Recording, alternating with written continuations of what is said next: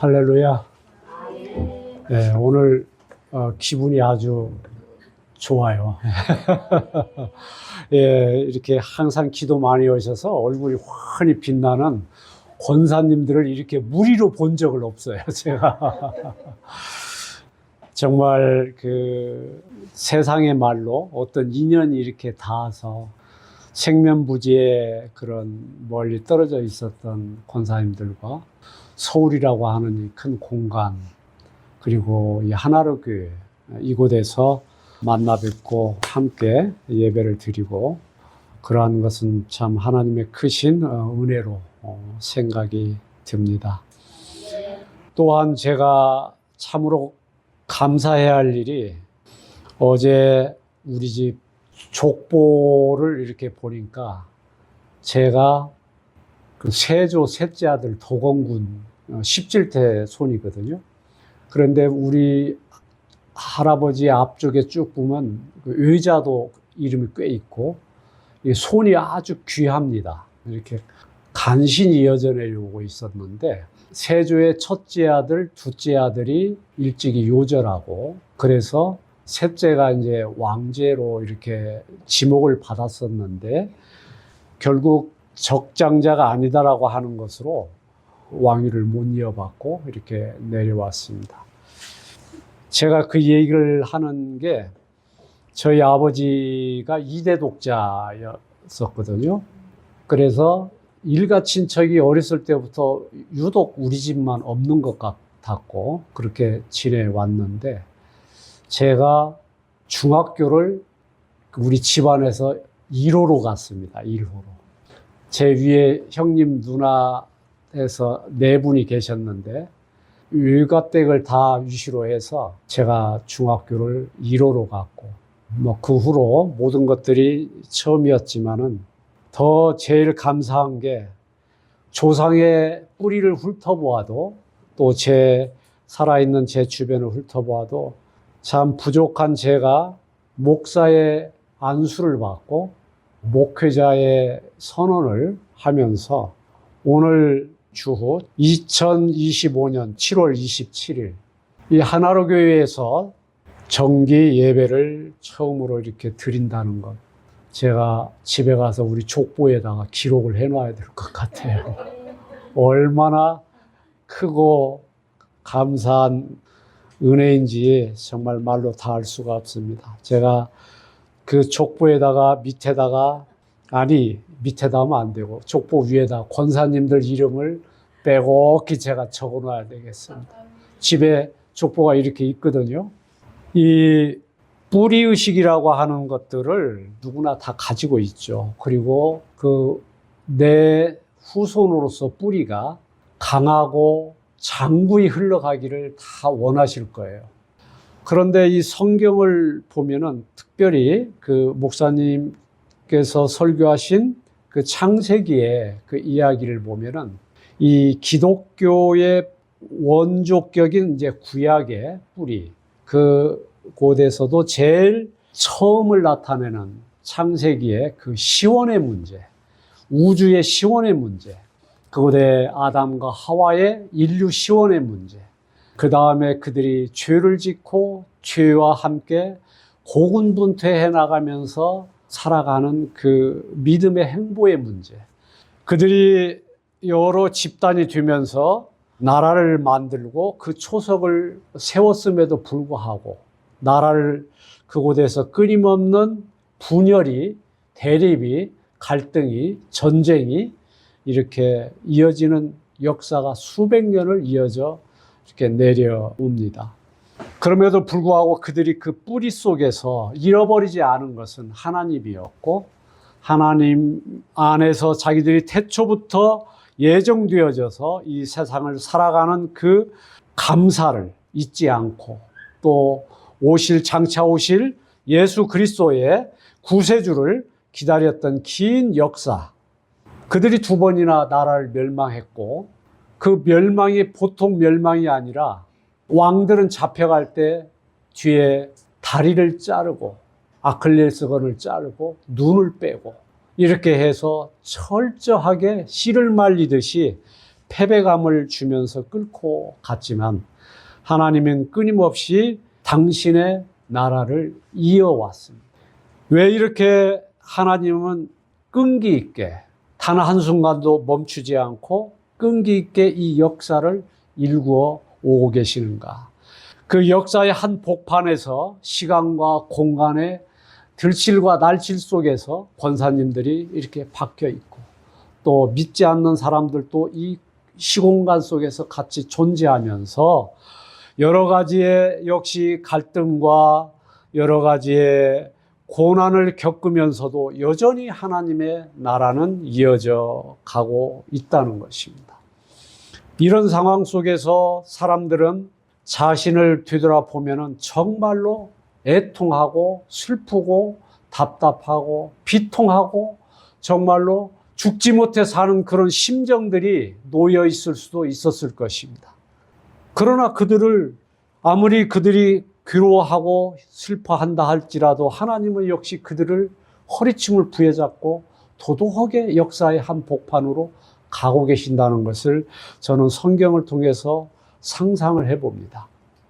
왜 이렇게 하나님은 우리를 사랑하실까? 정말로 흔한 말로 벌레 같고 정말로 신들매도 풀기 어려운 그런 참으로 부족한 우리들을 왜 하나님은 그렇게 끌어안고 우리를 견디면서 우리를 가게 하실까? 그 생각을 하면 참으로 눈물이 나고 가슴이 벅차오르지 않을 수 없습니다. 오늘 여러분과 나누고자 하는 말씀은 주기도문인데 주님께서 제자들에게 가르쳐 주신 이 기도입니다. 유대 사회 속에서 살았던 예수님의 제자들이 얼마나 기도를 잘했겠어요. 신앙이 없었던 것이 아니라 그들은 모태에서부터 믿음으로 태어났고 그리고 성장하면서 이마에다가 팔에다가 하나님의 말씀을 율법을 새긴 띠를 두르면서 한시도 그 말씀을 떠나지 않고 그의 명령하신 바를 끊임없이 지켜내려고 하면서 살아왔던 그들이 기도가 그렇게 허접스럽지는 않았을 것입니다. 그러나 그들에게 예수님은 기도는 이렇게 하는 거야 라고 알려줍니다. 이 말씀은 마태복음 8장 9절에서 13절까지에 해당되는 말씀이지만 예수님께서 가르쳐 주시는 그 말씀은 그 앞에 5절에서 8절까지 앞에가 전제되어야만이 온전하게 이해할 수 있는 내용입니다. 이 기도문에 앞서서 6장 1절에서 4절까지는 구제함에 관한 내용입니다. 구제를 은밀하게 하라고 하는 것입니다. 기독교에서 세 가지의 중요한 핵심 제목은 첫째가 구제입니다. 그 다음에 두 번째는 기도입니다.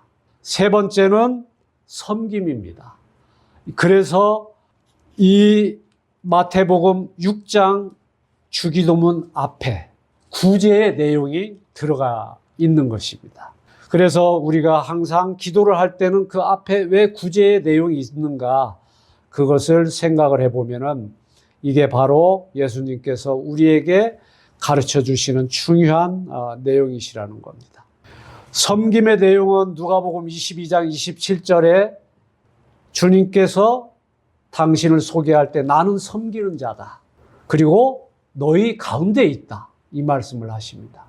이 가운데에 예수님의 성령께서 섬기는 자로 함께 하고 계시고 기도하는 자로서 함께 하고 계시고 또 세상을 위해서 교회를 위해서 국가를 위해서 진정한 구원의 구제의 그러한 것이 무엇인지를 알게 하시기 위해서 이 자리에 함께 하고 계시다라는 것을 믿으시기 바랍니다. 자, 그러면 우리가 하나씩 들어가 보도록 하십시다. 이 모범적 기도를 제시해 주면서 주님께서는 외식하는 자와 같이 하지 말라라고 얘기를 합니다. 외식하려고 하는 자들 같이 하지 말라 하는데 우리나라에서 어디를 가봐도 밖에서 벽에다가 손을 대고 큰 소리로 기도를 하며 눈물을 흘리고 머리를 벽에다 찌고 기도하는 사람은 기도원에 있을지는 모르겠지만 일반 거리에는 볼 수가 없습니다. 그러나 예루살렘에 가보니, 예루살렘의 통곡의 벽에 가보니 사람들이 구름처럼 모여서 머리로 벽을 찌면서 소리내서 외치면서 손을 들어서 손을 모아서 간절히 기도를 합니다. 저는 그것을 보고 저들이 외식하는 기도를 하고 있는 것 같지는 않았습니다. 제가 그때 갔을 때 저도 한참 줄을 서서 기도하러 갔어요. 이게 남자가 기도하는 쪽은 좌측이고 여자가 기도하는 쪽은 우측에 있는데 좌측 쪽으로 들어가서 열심히 기도를 하는데 어떤 사람이 나의 뒷덜미를 턱 잡는 거예요. 깜짝 놀래가지고 이렇게 봤더니 이제 유대말로 하는 거죠. 뭐라고 하는데 못 알아듣겠는데 표정이 너 왜 여기서 기도하느냐라고 하면서 자기의 머리를 이렇게 하면서 제 머리를 대는 거예요. 너는 여기에 그 유대인들 쓰는 조그만 거, 이게 종지 같은 거 있죠? 그건 저는 없어가지고 그냥 갔더니 그걸 트집 잡아가지고 엄청나게 얘기를 해요. 한마디도 못 알아들었더니 그 옆에 있는 키가 큰 그러한 사람이 와서 영어로 그래요. Don't worry about anything. 걱정하지 말라. 네가 하나님 말씀, 즉 평화의 말씀으로 기도하면 하나님이 즐겨 받으신다. 이 말씀을 저한테 해주는 거예요. 그래서 그렇구나. 이 모자를 쓰고 이게 중요한 것이 아니라 하나님의 그러한 마음, 하나님이 평화를 원하는 그 마음, 세계 속에서 평화를 선포하는 예수님의 마음으로 기도를 할 때는 그처럼 형식에 치우친 그런 것은 아무것도 아니다라고 하는 또 한 명의 유대인을 통해서 제가 위로를 받고 나왔습니다. 여하튼 예전에는 유대인들은 유독 이 팔에다가 주의 율법을 이렇게 두르고 이마에다가 두르고 이렇게 하면서 그의 말씀을 주야로 묵상하면서 기도를 하는데 이것이 행여 도가 지나쳐서 의식하는 자와 같이 그렇게 보이는 요소도 있었던 것 같습니다. 그래서 이어서 예수님은 네가 기도할 때 골방에 들어가 문을 닫고 은밀한 중에 계신 내 하나님 아버지께 기도하라. 은밀한 중에 보시는 내 아버지께서 갚으시리라. 참 은밀한 가운데 기도하라고 하는 말씀을 우리에게 주십니다. 이 기도는 은밀한 것은 공간적인 요소도 있지만은 나 혼자 있는 그런 좁은 골방 같은 곳도 있지만은 사람이 아무리 많이 있는 곳이어서도 내 마음의 한 공간 속에서 진정으로 주님을 부르고 주님을 만나고자 하는 심정을 가진 곳, 그곳이 바로 은밀한 곳일 수 있다라고 저는 생각을 합니다. 그 다음에 주님께서는 또 이방인처럼 중언부언하지 말라는 말, 이 말씀 많이 권사님들 들으셨을 줄로 압니다. 중언부언이 무슨 말인가 하고 찾아보니까 재미나요. 말이 바탈로 게세테 바탈로게요. 그냥 대충 들으면은 밥하러 가세요, 밥하러 가세요 그런 것처럼 느끼는 것 같은데 이게 그냥 말인데 별로 이게 귀에 들어오지 않는 말이라는 거예요. 즉 쓸데없는 말이라는 거예요. 그러니까 중언부언은 방언과는 다른 겁니다. 방언은 분명히 하나님을 향해 주님을 향해서 목적을 갖고 내용을 갖고 간구를 가지고 하나님께 부르짖을 때 그것이 방언으로 변형이 되어져서 우리의 입술에 우리에서 쏟아져 나오는 것을 알 수가 있는데 이 중언부언은 습관적으로 기도하기 싫은데 기도할 내용도 없는데 간절함도 없는데 사람들이 기도하니까 나도 기도하는 것처럼 중얼중얼하고 다녔던 그 당시의 문화를 볼 수가 있습니다. 그런 것은 주님께서 본받지 말라고 얘기하십니다. 그래서 진짜 너희들이 구하는 것은 하나님께서 이미 알고 계시다.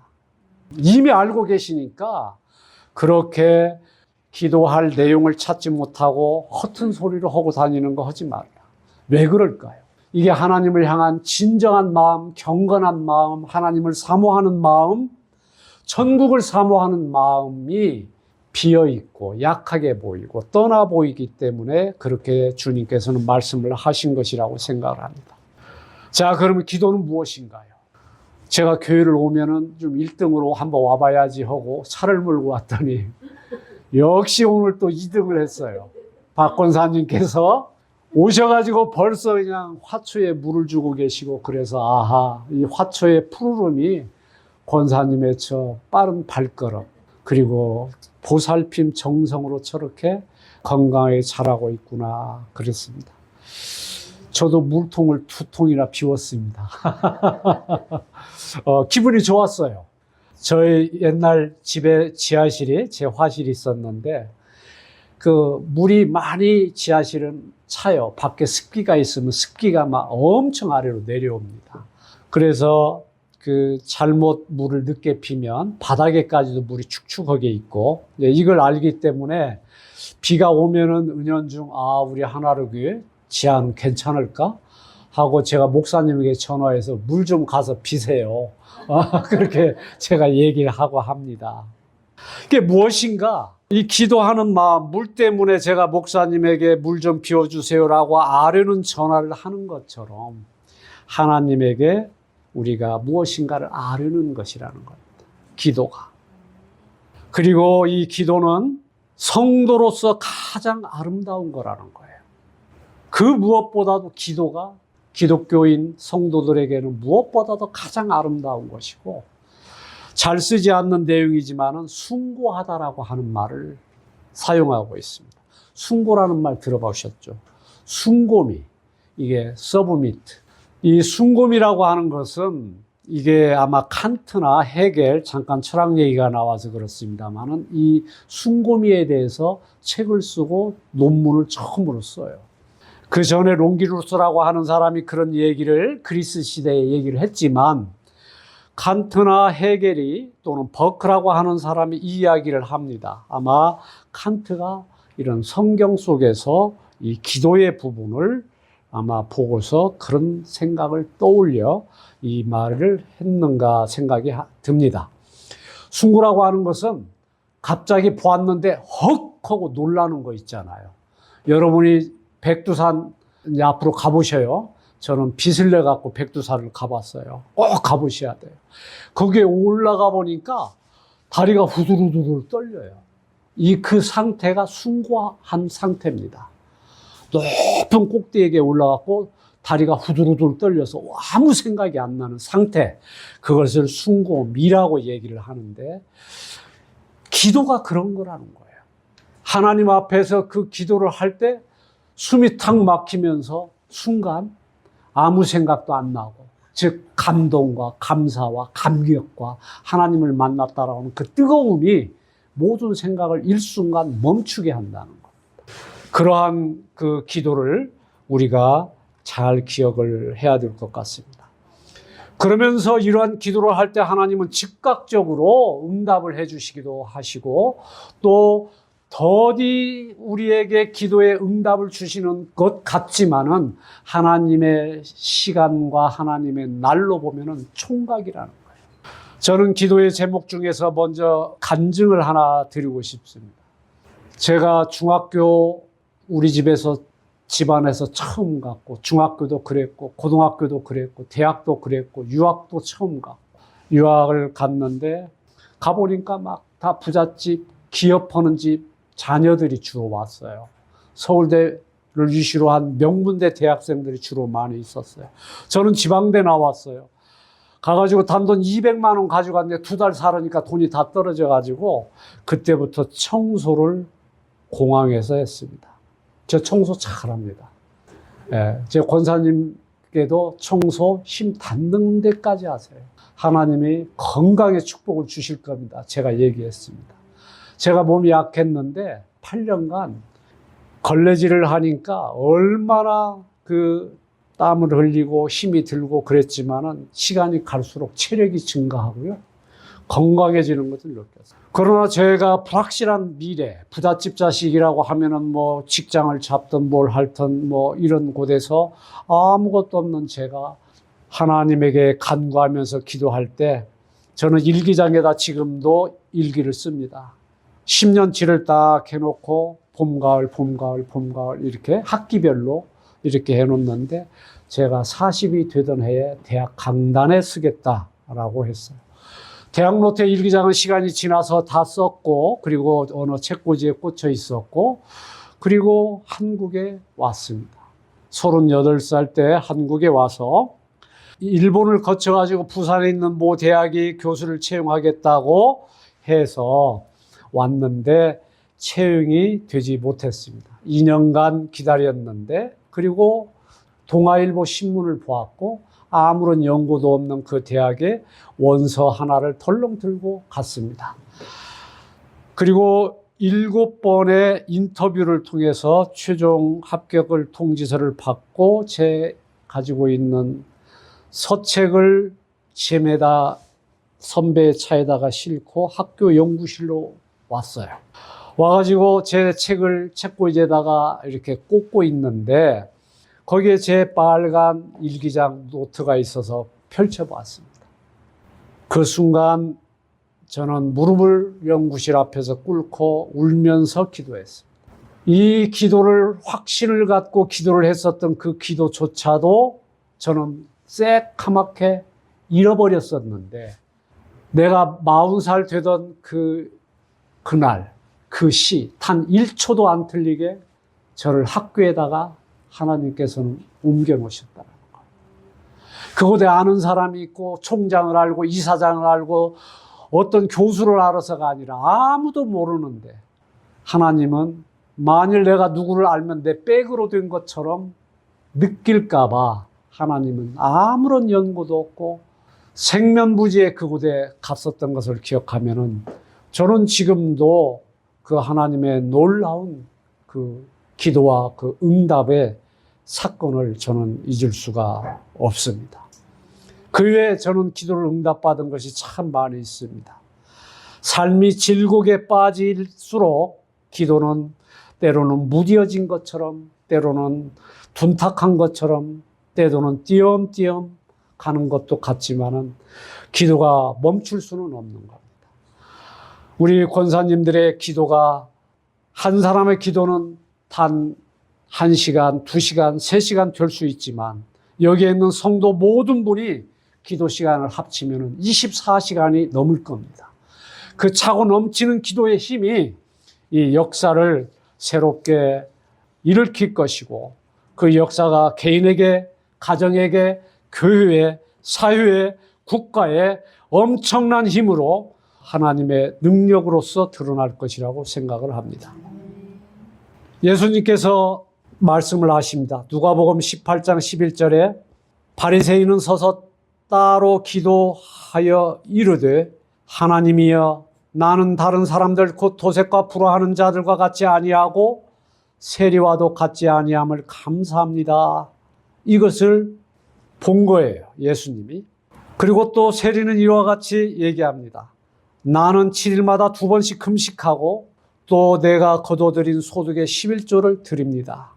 이런 말씀의 상황 속에서 세리는 당시 세리를 향한 비난, 세리를 향한 손가락질, 500원을 걷으라고 하면 1000원, 2000원을 걷어서 로마에다 갖다 주고 또 종교 재단에다가 바치고 자기가 착복을 하고 이렇게 했었던 그런 죄악으로 가득 찼다라고 보는 이 세리는 예수님이 볼 때 멀리 서서 하늘을 향해서 고개도 들지를 못하고 땅 구석에다가 고개를 푹 쳐박고 자기 가슴을 탁 치면서 하나님, 제가 정말 죄인입니다. 불쌍히 여겨주세요. 제가 죄인입니다. 불쌍히 여겨주세요 하면서 자기 가슴을 텅텅 치는 그 세리의 모습을 예수님은 바라봅니다. 그리고 예수님은 내가 그의 세리의 집으로 가겠노라. 세리는 그날 주님이 주시는 구원의 말씀, 그리고 자기 안에 맺혀 있었던 그 바위와 같은 그 무거운 짐들을 덜어내고 구원의 확신을 얻었을 거라고 생각을 합니다. 예수님은 이게 공적인 기도를 금지하지 않으셨습니다. 성경에 보면은 많은 공적 기도가 나와 있습니다. 초대 교회에서도 행해졌습니다. 그러면서 마태복음 18장 19절에 이런 말씀을 우리에게 주십니다. 진실로 다시 너희에게 이르노니 너희 중에 두 사람이 땅에서 합심하여 무엇이든지 구하면 하늘에 계신 내 아버지께서 그들을 위하여 이루게 하시리라 말씀하십니다. 두세 사람이 모인 곳에 나도 그들 중에 있겠다. 여러분이 혼자 기도할 때 내 곁에 주님이 계시다라고 하는 걸 많이 느끼셨을 거예요. 둘이 기도할 때에도 그곳에 주님이 함께 합심해서 기도를 해주시고 있다는 것을 느끼실 것입니다. 이처럼 우리가 걸으면서 저는 기도 훈련이 잘 못 돼 있어요. 그래서 오랜 시간을 한 장소에서 기도를 못 하는데 제가 1시간 이상 기도할 때는 1000변을 걸을 때입니다. 아침 새벽에 깜깜할 때 운동 삼아서 나오면서 하면은 마치 아무도 듣지 않는 그 어떤 해방감, 그리고 맑은 공기, 그리고 하늘의 별, 이런 것들이 저로 하여금 기도를 하게 합니다. 가는데 1시간 10분, 오는데 1시간 10분, 건 2시간가량을 소리소리 치면서 기도가 되는지 안 되는지 모르지만 소리치면서 주님을 부르고 하나님을 부르고 간구를 합니다. 저의 기도의 큰 줄기는 그렇습니다. 나라를 위해서 기도합니다. 나라를 위해서 한 10분, 20분 기도를 하고, 그 다음에 사회를 위해서 기도를 하고, 그 다음에 교회를 위해서 기도를 하고, 가정과 저 자신을 위해서 기도하고, 제가 어떤 공동체에서 활동하는 그 공간을 기도하면 그렇게 시간이 흘러갑니다. 저는 나라를 위해서 많은 걱정을 하는 그 협심증이 있어요. 저는 20살 때 저는 방위를 받았거든요. 그리고 기도가 뜨거워져 가지고 기도를 하지 않으면 견딜 수가 없는 그런 때가 있었어요.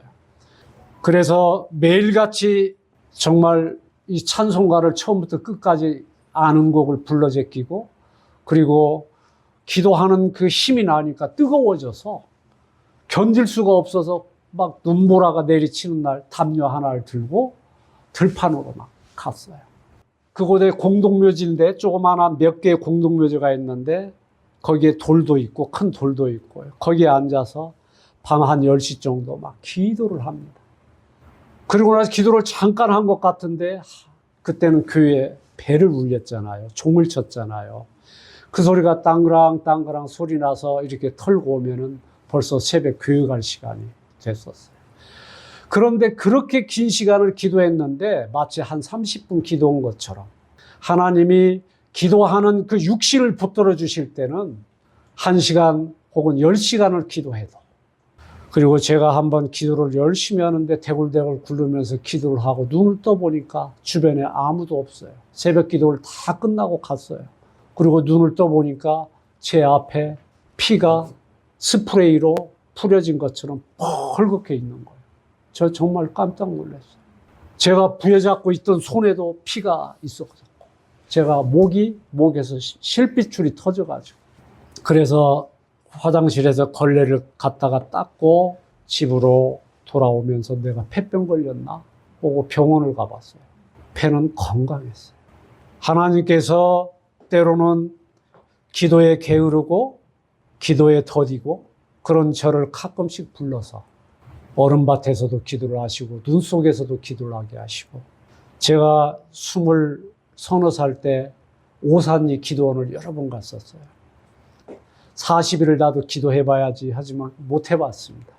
힘이 없었고, 또 열심히 제가 많이 기도를 금식을 한 게 29끼를 굶어보면서 기도를 했는데요. 제일 힘든 게 3일째가 제일 힘들잖아요. 밥 냄새가 막 나고 속이 메스꺼웠고 막 머리는 뱅뱅 돌고 그러는데 그 3일을 넘기고 5일을 넘기고 7일을 넘기고 그렇게 넘겨갈수록 머리는 굉장히 맑아지고 마음의 평화가 오고, 그 뙤약볕빈데서 힘은 하나도 없는데 한 30분을 걸어가서 들판에 앉아갖고 쭈그리고 기도를 이렇게 합니다. 지금 생각하면 무슨 기도를 했는가 기억이 안 나요. 단지 불안한데 미래에 대해서 하나님, 저는 정말 아무것도 없습니다. 나를 좀 붙들어 주세요. 나에게 힘을 주세요. 라고 했던 것 같아요.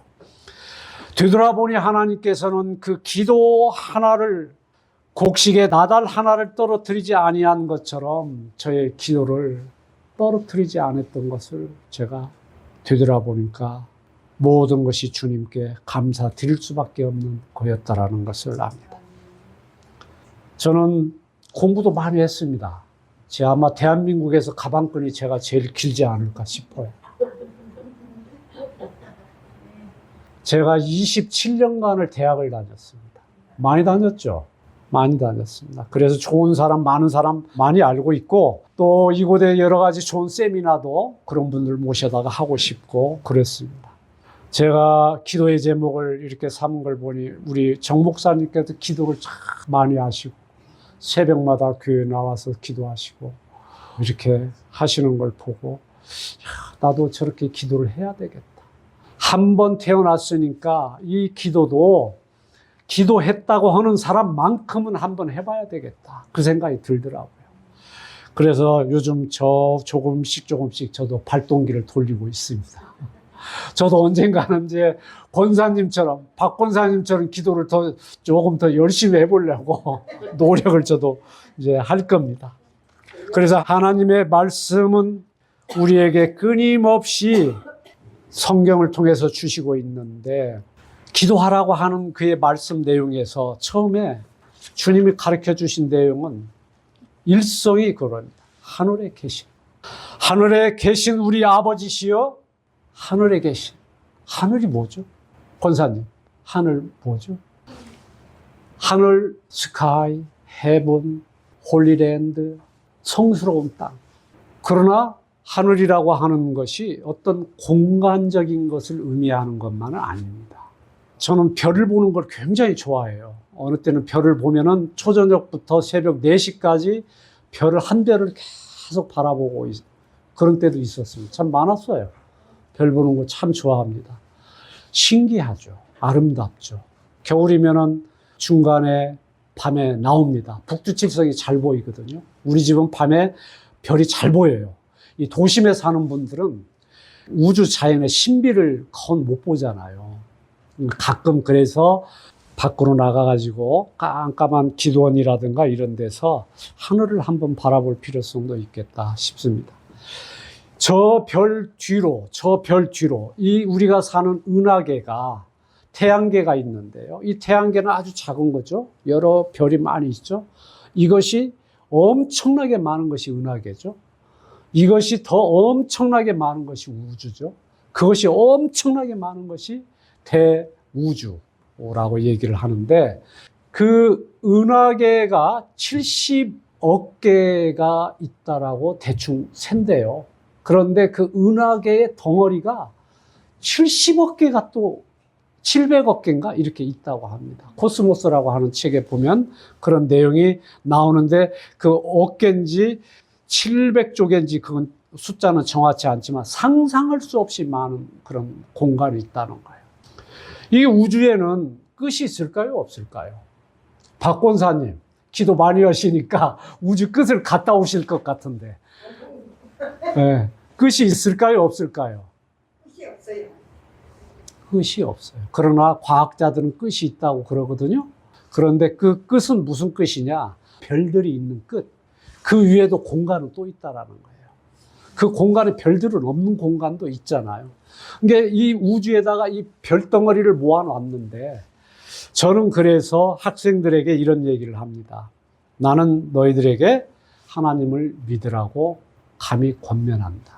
그 이유가 지구상에서 지금까지 그 누구도 우주의 시원을 우주가 이래서 우주가 생겨났다라고 하는 것을 밝히 과학적으로나 이론적으로 증명한 사람이 단 한 명도 없습니다. 평생을 묵상하고 아마 기도 많이 했을 거라고 봐요, 칸트는. 그가 모르겠다라고 하는 것이 있는데, 잘난 척하는 철학자들은 하나님 없다 이렇게 하는 철학자들이 있잖아요. 근데 그에게 왜 하나님이 없느냐라고 증명하라고 하면 지금까지 그 증명을 그 누구도 하지 못했다라는 거예요. 저는 이 신학을 6년이 넘었죠. 6년, 7년, 신학만 8년을 공부했고 철학은 한 10년 정도 했고 그 다음에 뭐 이렇게 했지만은 어느 책을 보아도 하나님은 없다, 우주의 시원이 어떻게 생겨난 것인지 그걸 안다라고 얘기할 수가 없는 거예요. 세상 사람들은 많이 오해를 합니다. 여기에 있는 마이크가 있죠. 이 마이크를 이것을 수학적 공식으로 풀어낸다고 한다면 기껏해야 이 길이와 두께와 또 미학적으로 얘기하면 검정색과 또 음성학적으로 얘기하면 소리를 집성해서 여기에서 이 데이터로 0과 1이라고 하는 데이터를 음파를 신호를 보내서 저기에 가서 그것이 다시 번역이 되죠. 그리고 다시 스피커를 때려서 소리로 이렇게 들리는 그 과정은 설명할 수가 있겠죠. 그런데 하나님의 존재와 우주의 존재를 어떤 과학이나 그 무엇으로도 설명할 수 없다라는 것. 한마디로 얘를 산수 있잖아요. 산수. 산수를 시적으로 풀어봐라. 풀릴까요? 안 풀리는 겁니다. 시는 시로서 풀어야 되고 수학은 수학으로서 풀어야 되고 과학은 과학으로서 이해해야 되고 그러는 겁니다. 그런데 그걸 가지고서 과학적으로 신을 증명한다. 과학적으로 우주의 근원을 증명해내겠다. 앞으로도 인류가 종말이 올 때까지 인류의 종말은 우리 모두가 구원받아서 하나님 나라 천국의 도성으로 들어갈 때까지 그 누구도 알 수가 없어요. 우리가 알 수 있을 때는 하나님에게 다가가서 그것을 들을 때 알 수 있을 것입니다. 아니 이미 알려졌습니다. 성경 속에서 그의 시원과 하나님의 존재는 드러내 주셨습니다. 그런데 그걸 수학과 과학으로 증명하려고 하니까 풀릴 길이 없어요. 이처럼 믿음의 문제와 알의 문제를 혼동하는 세상은 가끔 하나님에 대해서 의문을 제기합니다. 하늘이라고 하는 것은 단순히 공간 개념을 얘기하지 않습니다. 이 피조물이 모두 속해 있는 통치의 공간을 얘기하기도 합니다. 그래서 하늘은 어디까지 확장되냐면 지금 여기 이 순간 이 하나로 교회 저 구석까지도 하늘나라에는 확장되어 있다. 우리 믿는 사람은 하늘나라를 저 곳에서로만 생각하지 마시라는 겁니다. 그곳에 있는 하나님은 자칫 잘못하면은 무소부재하신 하나님이라고 우리 그러잖아요. 그런데 이곳에도 하나님이 계시는데 하나님이 계시는 곳은 천국이에요. 하늘나라예요. 그래서 이 하늘나라는 아직 완성되지 않은 도상, 우리가 무엇인가 진행해 가는 과정의 하늘나라인 것입니다. 그리고 어쩌면 쉬운 표현으로 사람이 타고 가는 배와 하늘의 도성의 사람들이 타고 가는 배가 같이 가는 곳이다라고 생각을 하면 돼요. 그래야 이해가 좀 빨리 됩니다. 그래서 그런 표현을 성경에서 삼천층이라고 하는 말로 표현하죠. 삼천층에서 1층은 어디예요? 계속 물어봐야 되겠어, 박 권사님. 1층이 어디예요? 1층, 2층, 3층 있다고 하는데 제일 아래층인데 아래층이 어디예요? 땅이죠. 야, 역시 권사님. 아무나 권사님 못해. 이 땅, 우리가 사는 이곳을 제일 아래층이라고 얘기한 거예요. 그러면은 2층은 어디예요? 유해죠. 유해인데 그 하늘 공간, 천사가 운행한다라고 하는 그런 공간으로 구분을 짓고요. 제일 꼭대기에는 하나님이 계시는 곳. 그렇게 이제 얘기를 하는 것이 히브리인들의 그 사상이었습니다. 이것이 기독교인에게도 이 사상이 들어와 있습니다. 이 하늘이라고 하는 곳은 그러면 어떤 곳이냐? 그냥 우리가 있는 곳인데 있는 곳은 어떤 곳이냐? 우리가 있는 곳. 우리가 있는 곳을 하늘이라고 하는데 이걸 어떤 곳이라고 얘기를 해야 되냐? 하나님께서는 말씀을 하십니다. 에레미야에서 말씀을 하시는데 이곳에 정의가 있어야 된다는 겁니다. 이곳에 공의가 있어야 된다는 겁니다. 이곳에 사랑이 있어야 된다는 겁니다. 이것이 평화라는 겁니다. 평화는 뭐냐? 하나님이라는 겁니다. 이게 에레미야서 또는 예언서에 나타나는 큰 핵심입니다. 그래서 우리 안에 우리가 기독교인들이 있는 곳에 정의의 감정이 없다고 한다면 안 된다는 거예요. 정의는 뭐냐? 바로 저스틱스, 오름이에요, 오름. 이 오름은 내 안에 오름. 하나님이 어린아이들에게 그걸 다 주시죠. 윤리와 도덕 감정은 태어날 때부터 가지고 있어요. 그래서 미감도 가지고 있어요. 입에 안 맞으면 안 먹어요. 그리고 좋으면은 웃고 좋지 않으면 울거나 나쁜 표정을 짓고 이렇게 저항을 하죠. 하나님이 다 심어줬어요. 그런데 그게 시간이 갈수록 무디어져 버립니다. 무디어져 가지고 도덕 감정도 날아가 버리고 윤리 감정도 날아가 버리고 정의 감정도 없고 공의 감정도 없고, 이것은 엄연히 우리에게 인치심으로 주셨는데 그걸 망각해 버렸다. 그 빗겨난 거예요. 빗겨난 것을 죄라고 합니다. 죄가 뭐 나쁜 짓 한 것도 죄지만 제일 큰 것은 하나님하고 눈을 마주치지 않는 것이 죄예요. 그래서 우리가 기도하는 것은 바로 하나님과 눈을 마주치는 것, 하나님과의 생각을 마주치는 것, 하나님과의 뜻을 함께 하는 것이죠.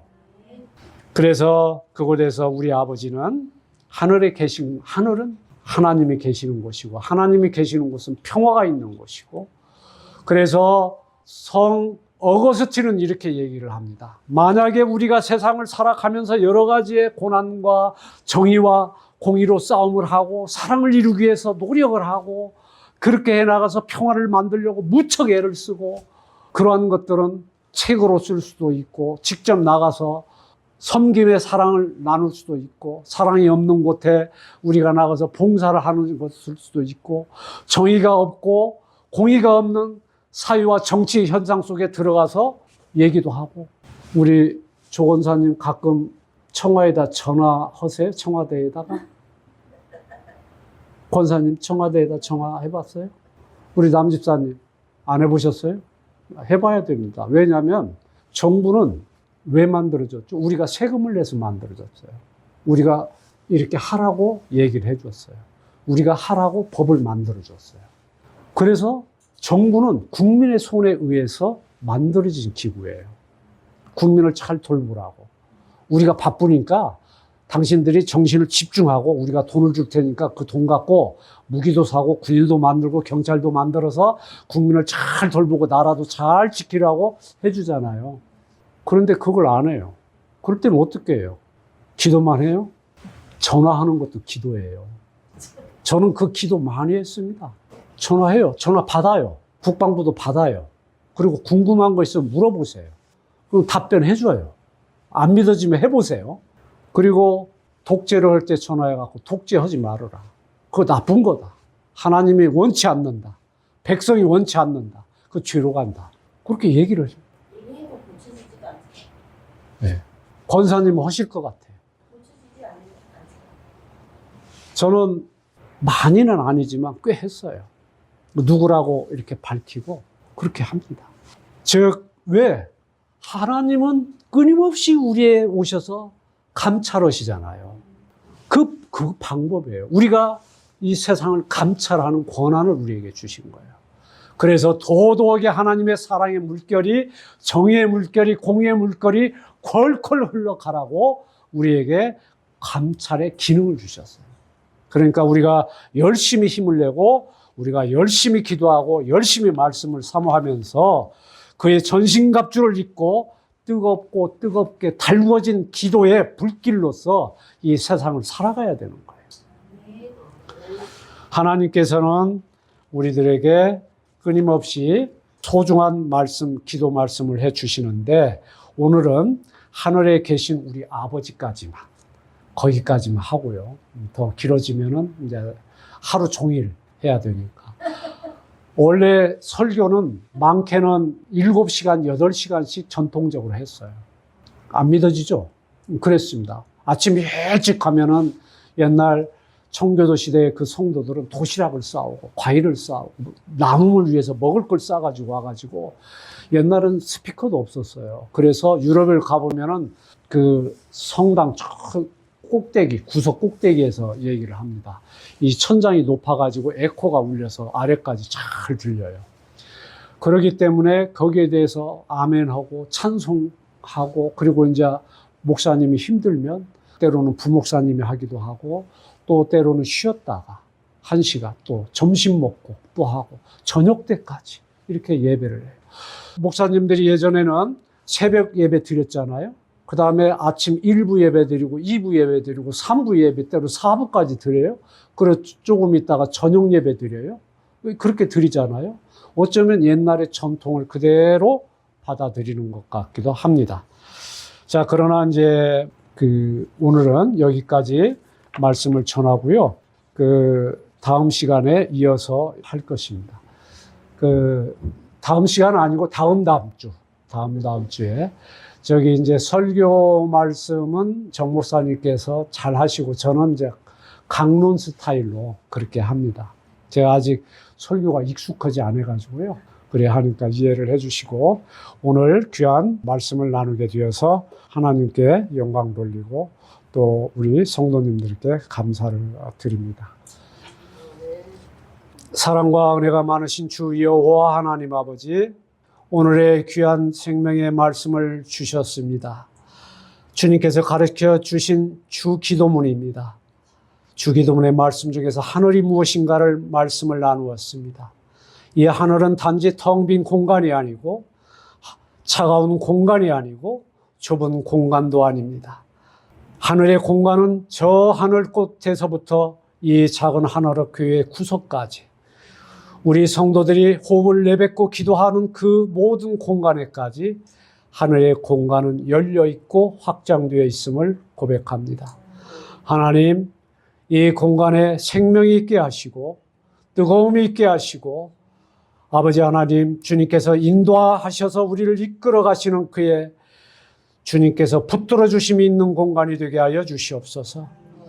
이곳에 정의를 행하라고 하는 그의 말씀을 기억하게 하시고 세상에 공의를 부르짖으라고 하는 말씀을 기억하게 하시고 또 세상을 따뜻하게 품으라고 사랑의 말씀을 주셨음을 기억합니다.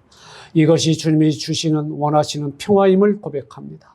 그리고 이 평화가 바로 여호와 하나님 아버지시요, 이 평화가 바로 우리 주 예수 그리스도이시며 이 평화가 또 우리를 믿음으로 이끄는 성령의 인도함이심을 주님 고백합니다. 아버지, 오늘 이 시간을 함께 해주심을 감사드립니다. 모든 말씀을 사랑이 많으신 나사렛 예수 그리스도 이름으로 감사하며 기도드리옵나이다. 아멘.